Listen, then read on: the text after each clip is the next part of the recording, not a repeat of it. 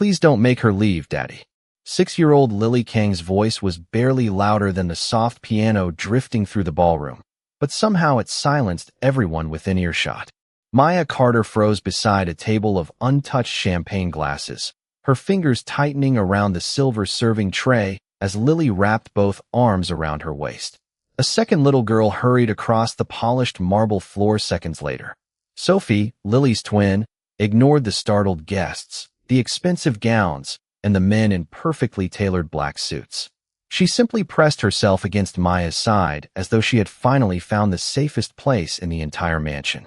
Beneath 3 enormous crystal chandeliers, nearly 100 guests watched the poorest woman in the room become the center of it. Maya could feel every stare.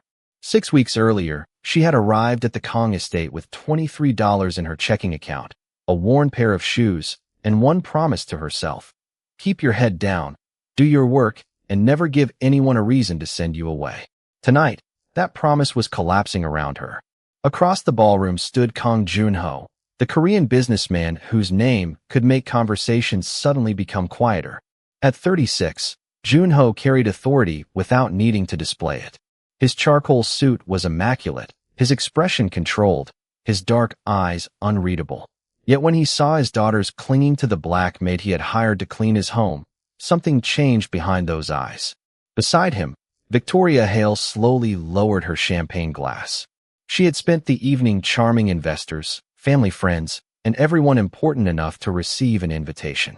More importantly, she had spent weeks trying to convince Lily and Sophie that she belonged in their lives. The twins had answered with polite silence. Now they were holding Maya as though letting go might make her disappear. Maya gently lowered the tray onto a nearby table. "Girls," she whispered, careful not to embarrass them. "Your father is right there." Sophie looked toward Junho, then back at Maya. Her small fingers tightened around Maya's hand. "I know." That answer struck Junho harder than anger could have. He had given his daughters everything money could provide: private tutors, beautiful bedrooms, vacations, toys they stopped asking for because there were already too many. But money had never answered Sophie when she woke from a nightmare. Money had never patiently untangled Lily's hair while the child complained that everyone pulled too hard. And money had never made this enormous house feel warm. Maya had somehow done all 3 without being asked. Victoria stepped forward, her smile thin. "Sophie, sweetheart, come sit with us." Sophie moved closer to Maya instead. Then Lily lifted her face, her brown eyes shining beneath the chandelier light. "Maya?" she asked. Maya swallowed. "Yes, honey." Lily hesitated, as if gathering courage for the most important question of her young life. "Can you be our mom tonight?" The room went silent. Maya stopped breathing. Victoria's smile disappeared. And Junho, a man accustomed to having an answer for everything, found himself staring at the woman he had barely noticed 6 weeks earlier. He thought the problem was that a maid had forgotten her place. He was about to discover that his daughters had already decided exactly where Maya belonged. 6 weeks earlier, Maya Carter had stood outside the iron gates of the Kong estate wondering whether $23 could somehow last until payday. A cold October wind moved through the trees, slipping beneath her second-hand coat as she stared at the enormous stone house beyond the driveway. It was larger than any place she had ever worked, with tall windows reflecting the gray morning sky and perfectly trimmed lawns stretching farther than the apartment block where Maya had grown up.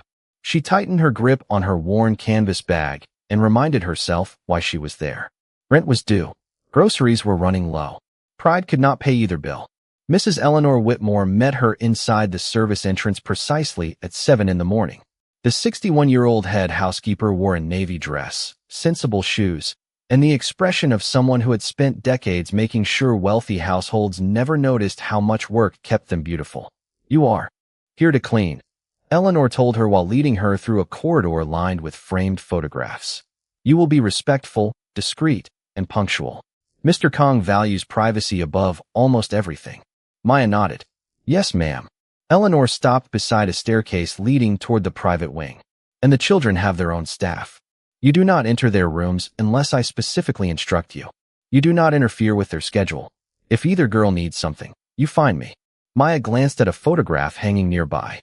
2 identical little girls stood beside Junho, both wearing white dresses. Their father faced the camera with perfect composure, but neither child was smiling.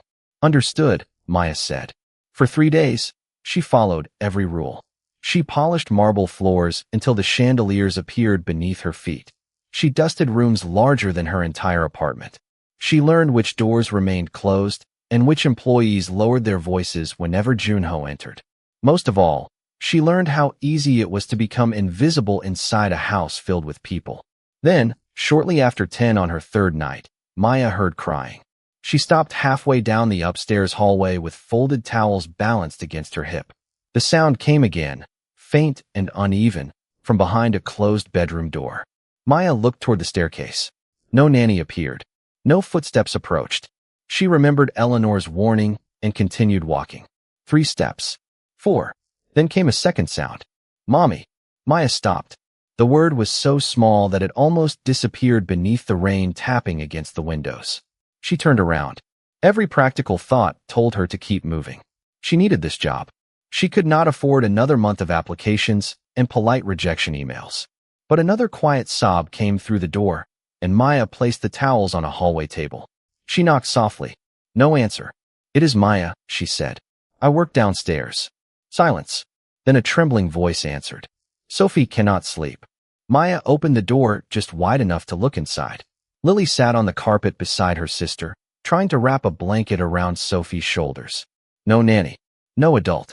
Just 2 6-year-old girls beneath the pale glow of a night light, attempting to comfort each other in a room filled with expensive things that could do nothing for them. Maya remained at the doorway. "Would it be all right if I sat here for a minute?"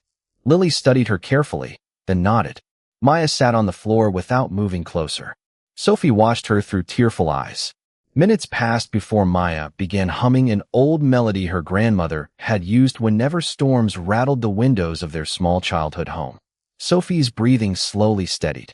Then, without saying a word, she reached beneath her blanket and held out a broken doll. One arm hung loosely from its dress. Maya accepted it gently. "Think we can fix her?" Sophie gave the smallest nod. And somewhere beyond the half-open door, unnoticed by all 3 of them, a shadow stopped in the hallway. The shadow belonged to Junho. He had returned from a late meeting expecting silence, not the sound of a woman humming outside his daughter's bedtime routine. From the hallway, he watched Maya turn the broken doll carefully in her hands. She did not promise Sophie a new one. She did not tell the child to stop crying. Instead, she examined the loose arm and said, "I think she has had a difficult night too." Sophie blinked. Lily moved closer. "Can you fix her?" Maya smiled softly. "Not tonight, but I can try tomorrow." Junho almost stepped into the room. Rules existed for a reason, and Maya had broken one after only 3 days. Yet Sophie was no longer crying. For weeks, bedtime had meant closed doors, exhausted nannies, and Lily trying to act older than 6 because her sister needed someone steady. Tonight, a maid who barely knew them had accomplished something no expensive schedule had managed. She had made them feel heard. Junho quietly walked away. The next morning, Maya found a small sewing kit in the laundry room and repaired the doll during her lunch break. She stitched the arm securely, cleaned a faint stain from its dress, and tied a narrow blue ribbon around its waist. When she returned it to Sophie that afternoon, the little girl stared at the doll as if Maya had handed back something priceless. "Mommy gave me this," Sophie whispered. Maya's smile faded into something gentler. "Then we should take very good care of her." Sophie hugged the doll against her chest. Lily watched Maya with a suspicion that was slowly becoming trust. "Everyone says Sophie is difficult." Maya looked at her. "Do you think she is?" Lily shook her head. "She just misses Mommy." Maya understood that kind of loneliness. She had been 11 when her own mother began working double shifts, leaving Maya to make dinner, check homework, and braid her younger sister's hair before school. There had been nights when Maya wanted someone to take care of her too, but poverty had a way of making children grow up before they were ready. She never told Lily any of that. She simply said, "Missing somebody can make your heart feel too full sometimes." Lily's eyes lowered. "Mine too." After that, the twins began finding reasons to appear wherever Maya worked. Sophie brought books into the sitting room while Maya dusted. Lily followed her into the kitchen claiming she needed water, then stayed to ask why pancake batter became fluffy. Maya never abandoned her duties, and she never encouraged them to disobey their staff. She simply answered their questions. When Lily complained that everyone pulled too hard while brushing her hair, Maya showed her how to start gently from the ends. When Sophie refused breakfast, Maya cut toast into little stars and placed strawberry slices around them. Nothing dramatic happened. That was exactly why it mattered. The mansion changed by inches. A laugh in the kitchen. 2 small pairs of shoes waiting near the laundry room. A drawing left beside Maya's cleaning supplies showing 3 figures holding hands beneath an enormous yellow sun. One afternoon, Junho found that drawing before Maya did. He stood alone beside her cart, studying the uneven letters written across the bottom. Lily, Sophie, Maya. There was no father in the picture. His face remained still, but his fingers tightened around the edge of the paper. For the first time, Junho wondered whether his daughters had been difficult at all, or whether the adults around them had simply been too busy managing their behavior to understand their grief. Then he heard laughter from the kitchen. His daughter's laughter. He followed it quietly and stopped outside the doorway. Maya was helping Sophie shape pancake batter while Lily stood on a small stool beside her, both girls dusted with flour and smiling. Junho said nothing. He only watched. And what unsettled him was not that Maya had broken another household rule. It was how naturally his daughters had begun building a life around her. For the next 11 days, Junho watched without announcing that he was watching. The security cameras had been installed to protect his home, but now the screen in his private study kept showing him something he had somehow missed while living under the same roof. At 7:15 each morning, Maya crossed the breakfast room with fresh towels and Sophie appeared 2 minutes later pretending she had simply wandered in. At 7:20, Lily followed. By 7:30, both girls were sitting near the kitchen island while Maya worked, talking about school, spelling tests, clouds shaped like animals, and questions that seemed meaningless until Junho realized his daughters had stopped asking him questions months ago. Maya never treated their attention as an inconvenience. She listened. That was all. Yet listening seemed to accomplish what expensive tutors and carefully selected caregivers had failed to do. One Thursday afternoon, Junho watched Sophie hold up a sheet of paper covered in purple crayon. Maya stopped polishing the dining table and crouched beside her. Tell me about it. Sophie pointed proudly. That is Lily. That is me. That is you. Maya studied the 3 figures beneath a crooked yellow sun. Where is your dad? Sophie became quiet. Working. 2 floors away, Junho closed his laptop. That evening, for the first time in nearly 3 weeks, he came home before dinner. Lily nearly dropped her fork when he entered the dining room. Daddy. Junho paused at the surprise in her voice. Am I interrupting something? You are home, Sophie said. 3 ordinary words. They should not have hurt. They did. He sat down. Dinner was awkward at first. Junho knew how to negotiate. Across a table filled with powerful adults, but he had no idea what to ask 2 6-year-olds about their day. Then Lily mentioned a spelling test. How did you do? He asked. Her eyes brightened. I got every word right. Every word. Even beautiful. Sophie frowned seriously. Beautiful is too long. Junho almost smiled. From the doorway, Maya quietly collected an empty serving dish and disappeared before anyone noticed her. That became her pattern. She brought warmth into a room, then stepped away before anyone could thank her for it. Junho noticed that too. A few days later, he found Maya in the kitchen gently working through a knot in Lily's curls while Sophie colored nearby. Start from the ends, Maya explained. Otherwise it hurts. Junho remained outside the doorway. He remembered mornings when Lily had cried while a nanny brushed too quickly. He had assumed she was being difficult. Maya had assumed she was hurting. The difference stayed with him. But something else stayed with him too. His daughters were depending on Maya more each day. They waited for her footsteps. They saved stories for her.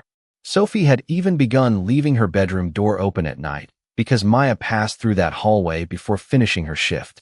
Junho knew what happened when children built their world around someone.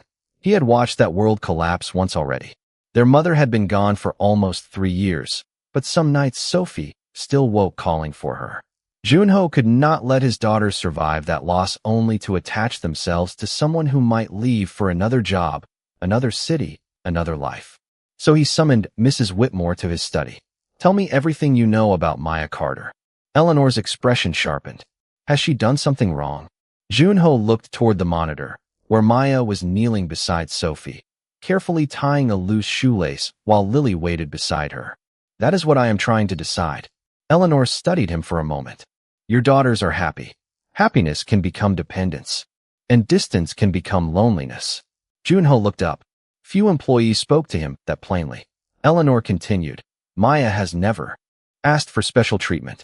She has never used the girls to gain anything. If anything, she keeps reminding them that you are their father. Junho returned his gaze to the screen. Sophie suddenly reached for Maya's hand. Maya took it without hesitation. Junho felt something tighten in his chest. He had spent years making sure nobody dangerous could get close to his daughters. He had never considered that one day the person who frightened him most might simply be someone they could not bear to lose. The invitation arrived on cream-colored paper with gold lettering, but to Junho it felt less like a celebration than a decision waiting to be made. The annual dinner at the Kong estate had always been about appearances, polished silver, carefully chosen guests, and conversations measured before they were spoken. This year, Victoria Hale had helped organize everything. She came from a wealthy family, understood formal rooms, and knew exactly how to make powerful people feel important. More importantly, several people close to Junho believed she could bring something his household had lacked for years. Stability. At least, that was what they called it. Lily and Sophie called it nothing at all. On the afternoon of the dinner, Victoria entered the twins' room carrying 2 matching ivory dresses. Tonight is special, she said brightly. Lily looked at the dresses, then at Maya, who was placing folded towels inside a cabinet. Why? Victoria smiled. Because your father has invited people who matter. Sophie frowned. Maya matters.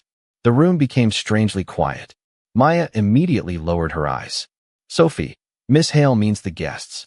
I know what I mean, Sophie replied. Victoria's smile remained, but something colder moved behind it. Maya, perhaps you should finish downstairs. Maya nodded. Of course. As she reached the doorway, Lily caught her hand. Will you be at dinner? I will be working. So you will be there? Maya gave her a small smile. Somewhere nearby. That answer was enough for Lily. It was not enough for Victoria. By 7:30 that evening, the mansion had transformed into a world of crystal light, black tuxedos, evening gowns, and soft piano music.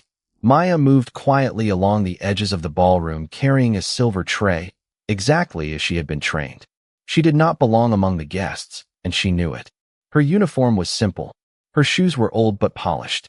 She kept her shoulders straight anyway. Across the room, Junho stood beside Victoria while Lily and Sophie sat at a decorated table nearby. He had noticed immediately that the twins were unusually quiet. Victoria noticed too. She approached them and bent beside Sophie. Come sit with your father and me, sweetheart.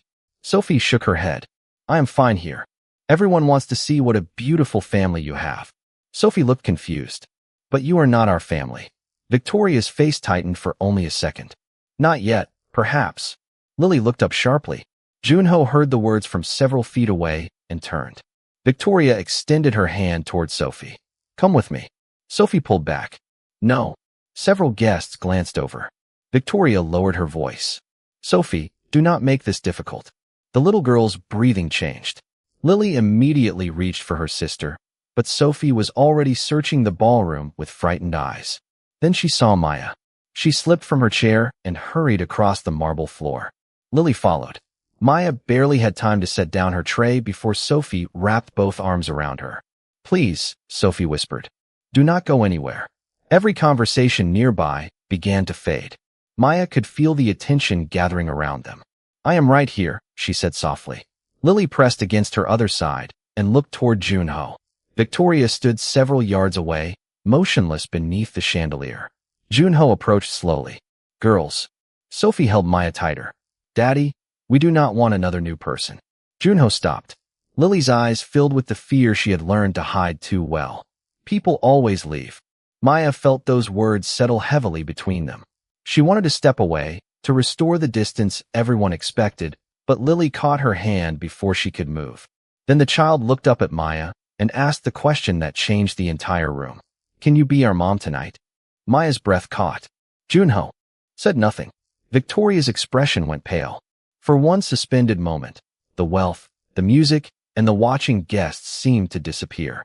There were only 2 frightened children holding on to the woman who had made them feel safe. Maya knelt until she was at eye level with them. I can stay with you tonight, she whispered. But nobody can replace your mother. Sophie touched Maya's cheek. We know. Junho looked away first. Later, after the final guest had left and the mansion had fallen silent, he stood alone in his study staring at the family photograph on his desk. His daughters had chosen Maya in front of everyone. And before sunrise, Junho would make a decision that neither girl would understand. By 7 the next morning, Maya knew something had changed. Mrs. Whitmore was waiting beside the service staircase instead of beginning her usual inspection, and her expression carried the careful neutrality of someone delivering instructions she did not agree with. Mr. Kong wants you assigned to the East Wing, Eleanor said. Maya glanced toward the hallway leading to the twins' rooms. For how long? Eleanor hesitated. Until further notice. The words were polite. Their meaning was not. The East Wing sat nearly 200 feet from Lily and Sophie's rooms, filled mostly with guest suites, storage rooms, and formal spaces rarely used outside special occasions. Maya understood immediately. Junho was creating distance. She swallowed the disappointment before it reached her face. Did I do something wrong? You followed the girls when they needed you last night. Eleanor lowered her voice. I do not believe that was wrong. Maya nodded once and picked up her cleaning cart. She did not argue. She had spent too much of her life learning that poor women were expected to accept decisions made in rooms they were never invited into. By breakfast, Sophie noticed. She waited beside the kitchen island for 15 minutes, staring toward the doorway each time footsteps passed. Maya never appeared. At lunch, Lily asked Eleanor where she was. Working. Where? The East Wing. Lily's face hardened. That evening, Sophie left her broken doll on Maya's usual chair and refused dessert. The next morning, she barely touched breakfast. By the third day, the laughter that had slowly returned to the mansion was gone. Junho noticed every absence. He noticed the untouched pancakes, the closed bedroom doors, and the silence during dinner. He told himself the girls needed boundaries. He told himself attachment could become dependence. Then Lily placed her fork down and looked directly at him. Why did you send Maya away? I did not send her away. She still works here. Not with us. Junho kept his voice measured. Maya has responsibilities. Lily's eyes filled, but she refused to cry. You send away everyone we love. Junho froze. Sophie stared at her plate. No one spoke. That night, Junho remained in his study long after the house went quiet. Lily's words followed him from room to room. 3 years earlier, he had been unable to prevent the greatest absence his daughters had ever known. Since then, he had answered grief with control. More staff, better schedules, stronger routines. He had protected the house so carefully that he had never noticed how empty it felt inside. The following afternoon, Maya received an envelope from Daniel Brooks, Junho's trusted advisor. Inside was an offer for several months of pay if she chose to resign quietly. Maya stared at the number, then folded the paper. It was more money than she had ever held at one time. Enough to cover rent. Enough to breathe for a while. Daniel watched her carefully. Mr. Kong wants to make sure you are taken care of. Maya placed the envelope on the table. I do not want it. You should think about this. I already did. Her voice remained gentle. If Mr. Kong wants me gone, I will go. But I will not let those girls believe I disappeared because they loved me. Daniel's expression shifted. What are you asking for? 5 minutes. I want to say goodbye. Junho heard about her answer less than 10 minutes later. He stared at the untouched envelope on his desk. Maya had arrived at his home with almost nothing. He had offered her enough money to make leaving easy. She had refused it for the chance to keep 2 children from feeling abandoned. Junho rose from his chair and walked toward the twins' rooms. Before he reached the door, he heard Sophie speaking inside. Do you think Maya forgot us? Lily answered after a long silence. No, I think Daddy made her. Junho stopped with his hand inches from the doorknob. For years, he had believed protecting his daughters meant deciding who could enter their lives. Now, for the first time, he wondered whether the person they needed protection from was the father who kept deciding who had to leave. The decision Junho had been avoiding was made for him the following afternoon. Heavy rain had settled over the estate, turning the long driveway silver beneath a dark November sky. Lily and Sophie had returned from school unusually quiet, and Junho was still in his study when Daniel Brooks entered without his usual knock. There is a problem with the security system, Daniel said. A power surge affected several exterior cameras and the electronic gates. The backup system is coming online now. Junho immediately stood. The girls. Inside. Mrs. Whitmore is checking. But upstairs, Sophie had already heard the alarm chime. The unfamiliar sound sent her running from her room in search of Lily, while Lily, believing Maya might finally be leaving, had gone toward the service hallway. Within minutes, the twins were separated in a house suddenly filled with hurried footsteps and confused voices. Maya was polishing furniture in the east wing when she heard Sophie crying. She abandoned the cloth and followed the sound without thinking about Junho's order. Sophie stood near the back staircase, clutching her repaired doll, tears running down her cheeks. I cannot find Lily. Maya crouched immediately. Look at me, sweetheart. We are going to find her together. Is something bad happening? The storm caused a problem with the electricity. That is all you need to worry about right now. Maya took her hand. She did not know what had happened to the security system, and she did not pretend otherwise. She only knew Sophie needed calm more than explanations. They found Lily near the laundry room, calling Maya's name. The moment the sisters saw each other, both ran forward. Maya wrapped her arms around them, holding them close until their breathing slowed. You came back, Lily whispered. Maya closed her eyes for 1 second. Of course I came back. Mrs. Whitmore appeared moments later, visibly relieved. Thank goodness. She guided them toward an interior sitting room while the storm continued outside. Maya could have returned to her assigned duties then. Instead, she remained because Sophie would not release her hand. She sat between the twins on a couch, told them stories about rainy afternoons from her childhood, and turned each rumble of thunder into a guessing game about how far away the storm might be. By the time Junho entered, Lily was leaning against Maya's shoulder, and Sophie was curled beside her, the repaired doll tucked beneath her chin. Junho stopped in the doorway. His daughters were safe. That should have been the only thing he noticed. But his eyes settled on Maya. She had been told to keep her distance. She had been offered money to leave. When confusion filled the house, she had not asked whether helping the girls was still part of her job. She had simply gone to them. Daddy, Sophie said. Junho crossed the room and knelt before his daughters. Are you both all right? Lily nodded. Then she looked at Maya. She found us. Junho raised his eyes. Maya seemed almost apologetic. I heard Sophie crying. And you ignored my instructions. Maya's expression fell. Yes, sir. Silence filled the room. Junho looked at Sophie holding Maya's hand, then at Lily pressed against her side. Good, he said. Maya blinked. Junho stood slowly. Some instructions deserve to be ignored. Mrs. Whitmore lowered her eyes to hide a smile. Maya said nothing. She did not need to. Later that evening, Junho found the resignation envelope still untouched on his desk. He tore it in half and dropped it into the wastebasket. For years, he had measured loyalty through contracts, promises, and obedience. Maya had shown him something simpler. When his daughters were frightened, she came. When leaving would have been easier, she stayed. And when there was nothing to gain, she still chose them. Junho looked toward the hallway where the twins were laughing with Maya for the first time in days. He finally understood the difference between someone who stayed because she was paid and someone who stayed because 2 little girls mattered to her. By Monday morning, the house sounded different again. Sophie was singing badly over a bowl of cereal, Lily was correcting every other word, and Maya was trying not to laugh while pouring orange juice. Junho entered the breakfast room and stopped for half a second. A month earlier, his daughters would have eaten quietly while staff moved around them. Now there were crumbs on the table, a crooked blue ribbon in Sophie's hair, and 3 unfinished stories being told at once. It was imperfect. It felt alive. Later that afternoon, Junho asked Maya to come to the library. She entered cautiously, expecting another change in her duties. Instead, she found Mrs. Whitmore, Daniel Brooks, Victoria Hale, and 2 senior members of the household already waiting. Victoria stood beside the fireplace, elegant and composed. I assume this concerns what happened during the storm, she said. Junho remained behind his desk. It concerns more than that. One of the older men cleared his throat. Then perhaps we should address the obvious problem. The maid has become too involved with the children.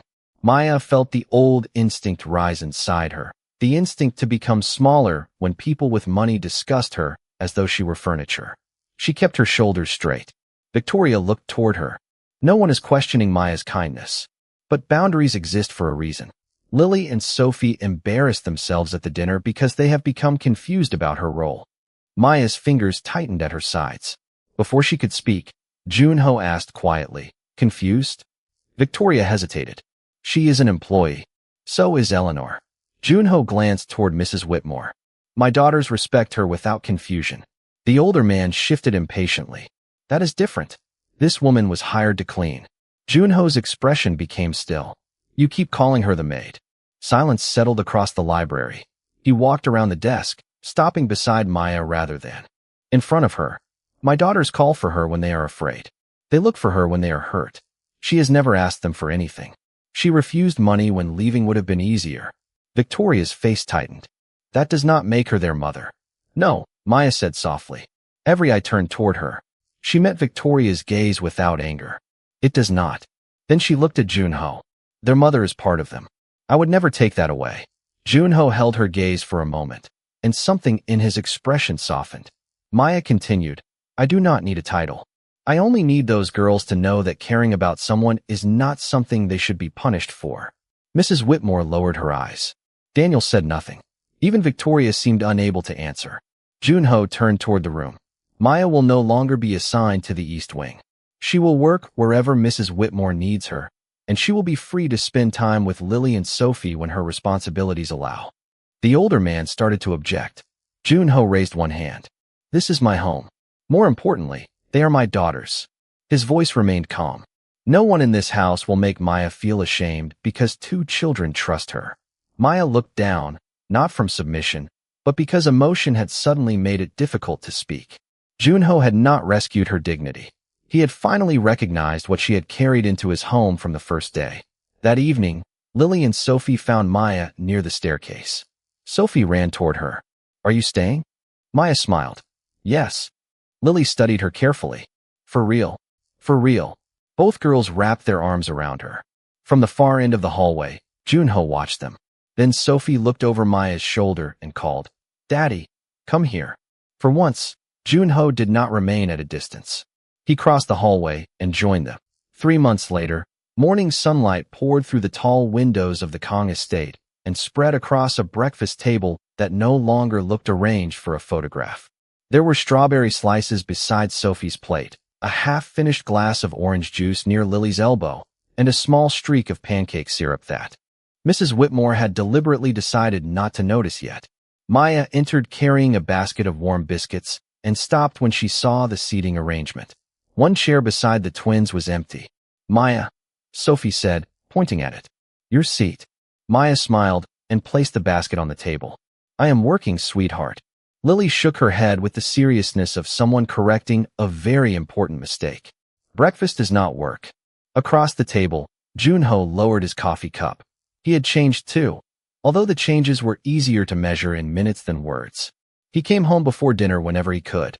He knew Lily preferred the edges of pancakes slightly crisp. He knew Sophie hated socks with thick seams.